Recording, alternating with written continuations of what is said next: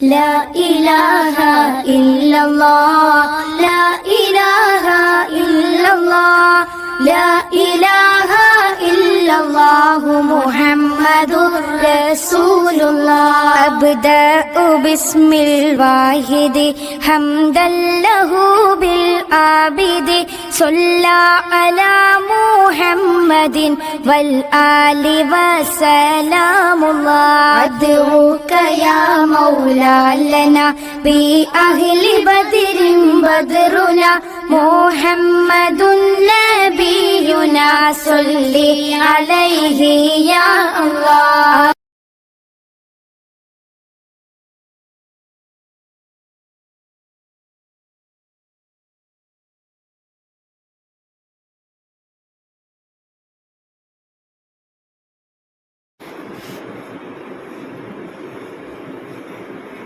السلام عليكم ورحمة الله تعالى وبركاته.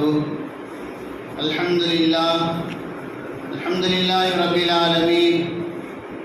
الصلاة والسلام على خاتم النبيين وعلى آله الطيبين وأصحابه الطاهرين والمسلمين والمؤمنين كلهم أجمعين، أما بعد.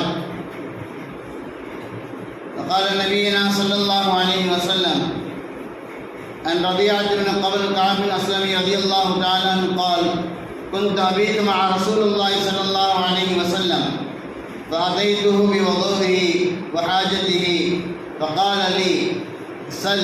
فقلت: أسألك مرافقتك في الجنة. قال: وغير ذلك؟ قلت: هو ذاك. قال: فأعيني على نفسك بكثرة السجود. صدق الله العلي العظيم وصدق رسوله النبي الكريم ونحن على ذلك من الشاهدين الشاكرين. الحمد لله رب العالمين. புகழ் அனைத்தும் வல்ல இறைவன் அல்லாஹ் ஒருவனுக்கு சொந்தமானது. அருமை நாயகம் முஹம்மது முஸ்தபா ரசூலே கரீம் ஸல்லல்லாஹு அலைஹி வஸல்லம் அவர்கள் மீதும் அவர்கள் கொண்டு வந்த மார்க்கத்தை தன்னை வாழ்க்கையாக எடுத்து நடந்து ஈரோலகத்தில் வெற்றி பெற்ற உத்தம சத்திய சஹாபாக்கள், தாபியீன்கள், தபஅ தாபியீன்கள், வலிமார்கள், ஷஹதாக்கள், சாலிஹீன்கள், நாதாக்கள், நல்லோர்கள், நம்மவர்கள், நம்முடைய குடும்பத்தான அனைவர் மீதும் அல்லாஹ்வின் அன்பும் அருளும் என்றென்றும் நிலையாக நிலைத்து நிரந்தரமாக உண்டாகட்டுமாக. ஆமீன். கண்ணியம் நிறைந்த அல்லாஹ்வின் நல்லடியார்களே, பரக்கத்தான ரஜப மாதத்தை கடந்து அதே பரக்கத்தை கொண்டுள்ள ஷஅபான் மாதத்தில் நாம் இருந்து கொண்டிருக்கின்றோம். இதற்கு அடுத்தபடியாக ரமலானை பரக்கத்துகளை கொண்டு வந்து சேர்க்கக்கூடிய ஒரு மாதமாக இருக்கக்கூடிய அந்த ரமலானை, நம்முடைய வாழ்வாதாரங்களை சிறப்பாக ஆற்றி வைக்கக்கூடிய அந்த ரமலானை நாம் அடைய போகின்றோம். ரஜபு ஷஹருல்லாஹி வ ஷஅபான் ஷஹரி வ ரமலான் வ ஷஹரு உம்மதி என்பதாக நபிகள் பெருமானார் ஸல்லல்லாஹு அலைஹி வஸல்லம் சொன்னார்கள். ரஜபுடைய மாதம் அல்லாஹ்வுடைய மாதம், ஷஅபானுடைய மாதம் என்னுடைய மாதம், ரமலான் இருக்கின்றது என்னுடைய உம்மத்துடைய மாதம் என்பதாக நபிகள் பெருமானார் ஸல்லல்லாஹு அலைஹி வஸல்லம் அவர்கள் நமக்கு நபியாக கிடைத்தது, நம்முடைய தலைவராக கிடைத்தது நாம் செய்த மிகப்பெரிய ஒரு பாக்கியமாக இருக்கின்றது. அல்லாஹ் சுப்ஹானஹு வ தஆலா இந்த உம்மத்தில் நாம் பிறந்ததின் காரணமாக, இந்த சமூகத்தில் நாம் இருப்பதின் காரணமாக அல்லாஹ் வேறு எந்த சமூகத்திற்கும் செய்யாத பேர் உபகாரங்களை, பெரும் அருட்கொடைகளை இந்த உம்மத்திற்கு மட்டும் செய்திருக்கின்றான் என்று சொன்னால் மிக இல்லை. அருமையானவர்களே, நபிகள் பெருமானார் ஸல்லல்லாஹு அலைஹி வஸல்லம் உம்மத்தில் பிறக்க வேண்டும் என்பதாக பல நபிமார்கள், பல உம்மத்தவர்கள் ஆசைப்பட்டார்கள். அல்லாஹ் சுப்ஹானஹு வ தஆலா அவருக்கெல்லாம் அந்த பாக்கியம் தராமல் நமக்கு தந்திருக்கின்றான் என்றால் நாம் எப்பேற்பட்ட பாக்கியசாலிகள் என்பதை நாம் விளங்கிக் கொள்ள வேண்டும். ஒரு உத்தியோகத்தில், ஒரு வேலையில் நாம் அமர்வதற்கு ஆசை கொள்கின்றோம். எல்லோருக்கும் அமர்வதற்கு ஆசை இருக்கின்றது. ஆனால் ஒரு சில நபரை மட்டும் தேர்ந்தெடுக்கின்றார்கள் என்றால் அந்த வேலையுடைய நிலையை பொறுத்து, அந்த வேலையுடைய அந்தஸ்தை பொறுத்து அவருடைய கண்ணியம் உயர்த்தப்படுகின்றது. நம்முடைய நடைமுறையில் சொல்ல போனால் மக்காவிலே அல்லது மதினாவிலோ நாமோ அல்லது நம்முடைய சந்ததி சார்ந்தவர்களோ நம்முடைய பிள்ளைகளோ தொழுவைக்கூடிய இமாமாக இருந்தால் நாம் நம்மை எப்படி பெருமிதமாக நினைப்போமோ, எல்லோருக்கும் ஆசை இருக்கும். நான் தொலை வைக்க வேண்டும், என்னுடைய பிள்ளைகள் தொலை வைக்க வேண்டும், அல்லது என் குடும்பத்திலாவது யாரேனும் தொலை வைக்க வேண்டும். பல மசீதிகளில் இமாமாக இருந்தாலும் கூட மக்காவில் தொலை வைக்க வேண்டும் என்ற ஆசை, அல்லது ஹஜ் உம்ராக்கள் செய்ய வேண்டும் என்ற ஆசை. நான் செல்ல வேண்டும், என்னுடைய மனைவி செல்ல வேண்டும், பெற்றோர்கள் செல்ல வேண்டும், என்னுடைய குடும்பத்தில் யாரேனும் ஹஜ் உம்ராக்காக சென்றால் அது நமக்கு எவ்வளவு கண்ணியமாக இருக்கும், சந்தோஷமாக இருக்கும். ஆனால் அதே பாக்கியத்தை அல்லாஹ் நமக்கு கொடுத்து விட்டால் நம்முடைய நிலையை நாம் சிந்தித்து பார்க்க வேண்டும், நம்முடைய சந்தோஷத்தை சிந்தித்து பார்க்க வேண்டும். அதே போன்றுதான் நபிகள் பெருமானார் ஸல்லல்லாஹு அலைஹி வஸல்லம் உம்மத்தில் பிறப்பதற்காக வேண்டி எத்தனை நபிமார்கள், எத்தனை உம்மத்தவர்கள் அல்லாஹ்விடத்தில் வேண்டினார்கள், துஆ கேட்டார்கள், ஆசைப்பட்டார்கள். ஆனால் அல்லாஹ் சுப்ஹானஹு வ தஆலா நமக்கு இந்த உம்மத்தில் பிறக்கக்கூடிய ஒரு பாக்கியத்தை எல்லாம் தந்திருக்கின்றார். அருமையானே, இந்த உம்மத்தில் நாம் பிறந்தது பாக்கியம் என்றால் அந்த பாக்கியத்தை நாம் எப்படி பயன்படுத்துகின்றோம் என்று சிந்திக்க வேண்டும். நாம் ஆசைப்பட்ட இடத்தில் நமக்கு வேலை கிடைத்து விட்டது, பெரிய உத்தியோகம், முதலாளி கண்ணியமானவர் தன்னை கண்ணியமாக பார்த்துக் கொள்வார் என்று இருக்கக்கூடிய அந்த தருணத்திலே நமக்கு கிடைத்த அந்த வேலையை, அந்த வாய்ப்பை நாம் எப்படி பயன்படுத்திக் கொள்கின்றோம் என்பதை சிந்திக்க வேண்டும். நாம் சரியான முறையில் அந்த வாய்ப்பை, அந்த வேலையை பயன்படுத்தி கொண்டால் நிரந்தரமான வெற்றி, சந்தோஷம் அவருக்கு கிடைக்கும். அந்த வேலையில் அவள் நிலைத்திருப்பார். ஒரு கால் கிடைக்கப்பெற்ற பாக்கியத்தை துச்சமாக கருதி கொடும்போக்காக இருந்துவிட்டு நேரங்களை வீணாக கழித்துவிட்டு இதற்காக வேண்டி அங்கு வேலைக்கு அமர்த்தப்பட்டாரோ அந்த காரியத்தில் அவர் ஈடுபடாமல் வேறு காரியத்தில் ஈடுபட்டால் அந்த வேலையிலிருந்து அவர் நீக்கப்படுவார். சிரமமும் கை செய்தவும் நஷ்டம்தான் அவருக்கு ஏற்படும். அறிஞர்களே, அதே போன்றுதான் உம்மத்தி முஹம்மதியா நபிகள் பெருமானார் ஸல்லல்லாஹு அலைஹி வஸல்லம் உம்மத்தில் வந்திருக்கக்கூடிய நாம் நம்முடைய வாழ்க்கையை எதற்காக வேண்டி அமைத்துக் கொண்டிருக்கின்றோம், எதற்காக வேண்டி அமைக்க வேண்டும். ரமலான் நம்மை நெருங்கிக் கொண்டிருக்கின்றது. ரமலான் ஷஹரு உம்மதி, நபிகள் பெருமானார் ஸல்லல்லாஹு அலைஹி வஸல்லம் சொன்னார்கள், இந்த ரமலான் இருக்கின்றது என்ற உம்மத்துடைய ஒரு மாதம் என்பதாக. நாம் எல்லாம் நினைத்துக் கொண்டிருக்கின்றோம் ரமலான் வந்துவிட்டால் நாம் நம்மை சரி செய்து கொள்ளலாம் என்பதாக. ரமலானை அடைந்து அந்த பிறையை பார்த்து விட்டால் வீணான காரியில் ஈடுபடுவதை நாம் குறைத்துக் கொள்ளலாம், நன்மைகள் அதிகமாக செய்யலாம் என்பதாக, அப்பொழுது பார்த்து கொள்ளலாம் என்பதாக நாம் எண்ணிக்கொண்டிருக்கின்றோம். இந்த எண்ணம் தவறான எண்ணம். ரமலானுக்கு முன்பதாக நாம் நம்மை பக்குவப்படுத்திக் கொள்ள வேண்டும். நாம் நம்மை பக்குவப்படுத்திக் கொண்டால் மட்டும்தான், நாம் நம்முடைய செயல்பாடுகளை, எண்ணங்களை சரி செய்து கொண்டால் மட்டும்தான், ரமலானை மகத்துவத்தை நாம் விலகிக் கொண்டால் மட்டும்தான் அந்த ரமலானை எனக்குரிய, நமக்குரிய ஒரு மாதமாக நாம் பயன்படுத்திக் கொள்ள முடியும். அருமையானே, மார்க்கம் சொல்கின்றது எதிலும் நீங்கள் ஆசை வைக்கக்கூடாது என்பதாக. அது இருக்கின்றதே உலகத்துடைய காரியங்களில், உலகத்துடைய அந்தஸ்துகளில், உலகத்துடைய செல்வாக்குகளின் மீது நாம் பேராசை கொள்ளக்கூடாது என்பதாக மார்க்கம் சொல்கின்றது. ஆனால் மார்க்கம் சார்ந்த விஷயங்களில் அதிகமான இபாதத் செய்வது, அதிகமான சதகாக்கள் தருவது, ஏழை எளிய மக்களுக்கு அதிகமாக உதவுவது, தான தர்மங்கள் செய்வது, நன்மையான காரியங்கள் அதிகமாக ஈடுபடுவது, இது போன்ற விஷயங்களில் நீங்கள் பேராசை கொள்ளலாம் என்பதால் மார்க்கம் அனுமதிக்கின்றது. அது மட்டுமல்ல, எல்லாத்துக்கும் மேலாக சொர்க்கத்தை அடைய வேண்டும் என்ற அந்த பேராசை எல்லோருடைய உள்ளத்திலும் கண்டிப்பாக இருக்க வேண்டும், இருக்கத்தான் செய்கின்றது. அறியாமலே, சொர்க்கத்தை அடைய வேண்டும் என்ற ஆசை இஸ்லாமிற்கு மட்டுமல்ல, பிற கடவுள்களை கடவுளாக ஏற்றுக்கொண்ட எல்லோருடைய உள்ளத்திலும் இருக்கின்றது. நான் சொர்க்கத்திற்குள்ளாக நுழைய வேண்டும் என்பதாக லேசாக கேள்விப்பட்டிருக்கலாம். சொர்க்கம் எப்படிப்பட்டது என்பதாக நாம் லேசாக கேள்விப்பட்டிருக்கலாம். நாம் கேட்டதை காட்டிலும், நம்முடைய சிந்திக்கின்ற அந்த எல்லையை காட்டிலும் சொர்க்கம் இருக்கின்றது, மிக உயர்ந்ததாக இருக்கின்றது. அந்த சொர்க்கத்தை அடைய வேண்டும் என்ற ஆசை எல்லோருடைய உள்ளத்திலும் கண்டிப்பாக இருக்கத்தான் செய்கின்றது. ஆனால் அந்த சொர்க்கத்தை நாம் அடைவதற்கு என்ன முயற்சி செய்கின்றோம் என்பதை சிந்திக்க வேண்டும். ரியாவிலே தீனுடைய காரியங்களில் நாம் ஆசை கொள்வதை காட்டிலும், அதற்காக வேண்டி உள்ள முயற்சிகளை காட்டிலும் துனியாவின் மீது, உலக ஆசையின் மீது நாம் அதிகமாக ஆசை கொள்கின்றோம். அந்த துனியாவை, அந்த உலகத்தை அடைவதற்காக வேண்டி நாம் பெரும் முயற்சிகள் எடுக்கின்றோம். உதாரணம் எடுத்துக்கொண்டால், ஒரு துறையில் நாம் வேலை செய்து கொண்டிருக்கின்றோம்.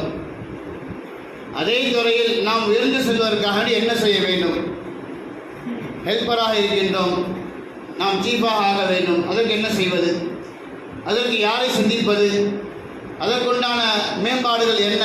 தன்னை எப்படி பக்குவப்படுத்திக் கொள்வது? இது போன்ற காரியங்களில் நாம் உயர்ந்து செல்வதற்காக வேண்டி, நம்முடைய அந்தஸ்துகளை, ஆஸ்திகளை நாம் உயர்த்துவதற்காக வேண்டி, அதிகமாக ஆக்குவதற்காக வேண்டி நம்மால் முடிந்த வரையிலும் எதுவெல்லாம் செய்ய முடியுமோ, எப்படியெல்லாம் செய்ய முடியும், இன்னும் சொல்ல போனால் எல்லாம் நம்மை பாதுகாக்க வேண்டும். எந்த குறுக்கு வழியெல்லாம் பயன்படுத்த முடியுமோ அப்படியெல்லாம் பயன்படுத்தி நாம் உலகத்தை அடைவதற்கான முயற்சி செய்கின்றோம். நான் ஆசைப்பட்ட அந்த எல்லை நான் எப்படியாவது அடைந்து விட வேண்டும் என்பதற்காக வேண்டி உலகத்துடைய ஆசையின் மீது நாம் முயற்சி செய்து கொண்டிருக்கின்றோம். குல்லமன அலைஹா ஃபான் வயபகா வஜ்ஹு ரப்பிக துல் ஜலாலி வல் இக்ராம் என்பது அல்லாஹ் குர்ஆனில் சொல்கின்றான்.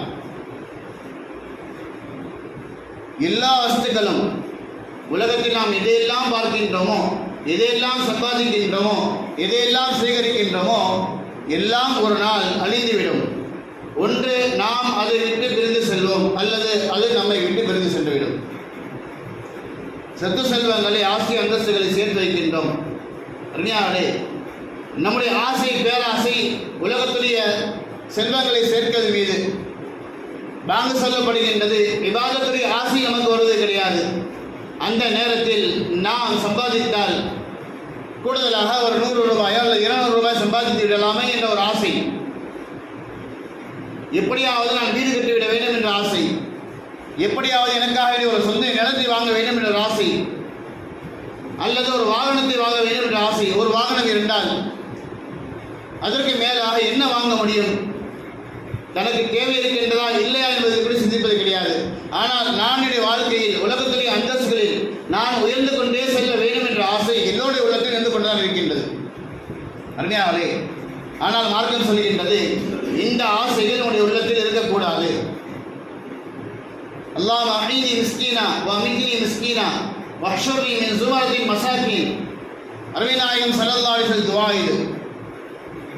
நபிகள் பெருமானார் ஸல்லல்லாஹு அலைஹி வஸல்லம் அவர்கள் மக்காவுடைய அதிபதி, அரசர், அரபு தேசத்துடைய அரசர். அல்லாஹ்விடத்தில் எது கேட்டாலும் சரி கொடுத்து விடுவான் அல்லாஹ். ஒரு சமயம் அன்னை ஆயிஷா ரலியல்லாஹு தஆலா அவர்கள் வீட்டில் இருக்கின்றார்கள். ஆயிஷாவை சந்திப்பதற்காக ஒரு பெண்மணி வருகின்றார். நமக்கெல்லாம் தெரிஞ்சிருக்கும், நபிகள் பெருமானார் ஸல்லல்லாஹு அலைஹி வஸல்லம் வீடு மிக பெரிய வீடு அல்ல. அந்த பேரித்த மரத்தினால் கட்டப்பட்ட சிறிய கூடாரமாக இருந்தது. உள்ளே நுழைகின்றார். ஒரு விரிப்பை பார்க்கின்றார். இது யாருடைய விரிப்பு என்பதாக பெண்மணி அன்னை ஆயிஷா ரலியல்லாஹு தஆலா அவர்களுக்கு கேட்கின்றார்.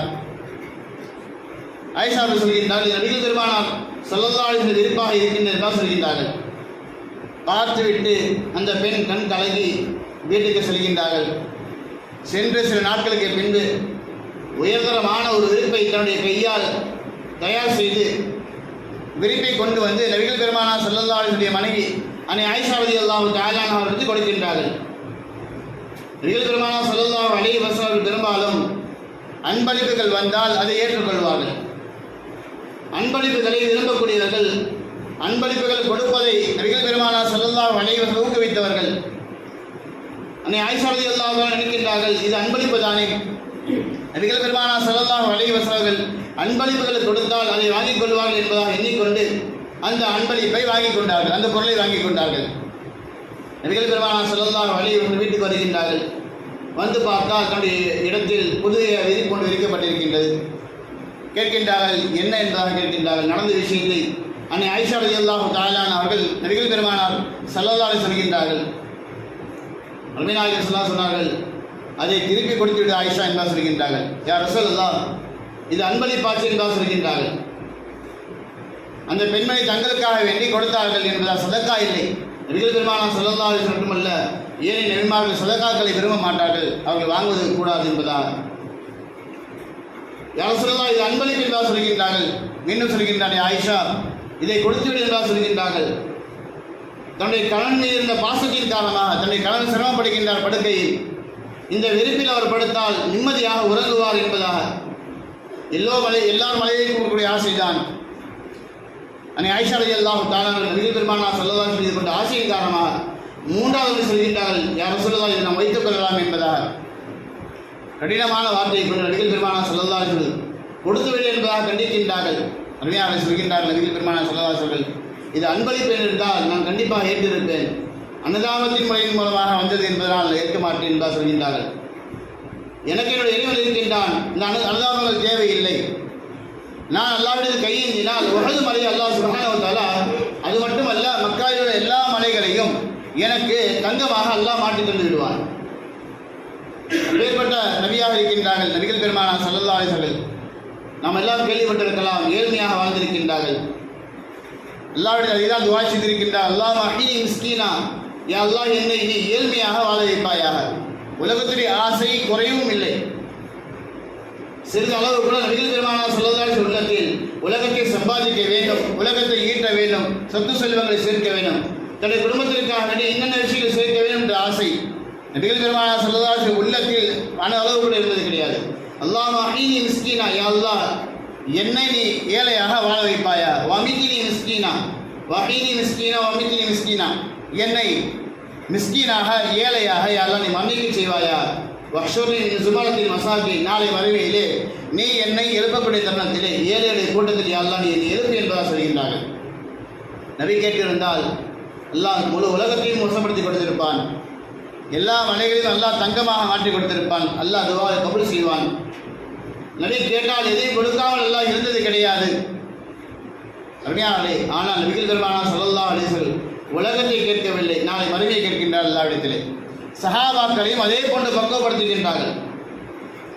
சஹாபாக்களுக்கு உலகத்தின் ஆசைகள் எப்பொழுதெல்லாம் வருகின்றதோ, உலகத்தின் மீது உள்ள பேராசைகள் சிறிய எண்ணங்கள் உலகத்தின் பக்கம் எப்பொழுதெல்லாம் திரும்புகின்றதோ அப்பொழுதெல்லாம் நபிகள் பெருமானார் ஸல்லல்லாஹு அலைஹி வஸல்லம் அவர்களை மார்க்கத்தின் பக்கமாக, மறுமையின் பக்கமாக, சொர்க்கத்தினுடைய பக்கமாக நபிகள் பெருமானார் ஸல்லல்லாஹு திருப்புவார்கள்.